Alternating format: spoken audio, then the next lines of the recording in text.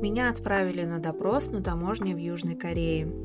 Причин, почему это может с тобой произойти, на самом деле несколько. В моем случае сыграло свою роль то, что я приехала на достаточно долгий срок. Меня отправили в специальную комнату, в которой молодой человек задавал мне дополнительные вопросы.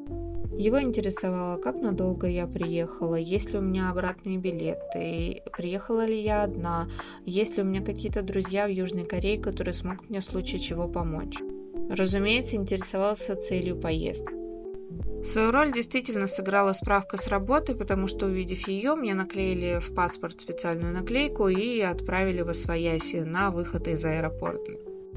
Что забавно, у меня даже не спросили, сколько я беру с собой денег, а я готовилась к этому вопросу.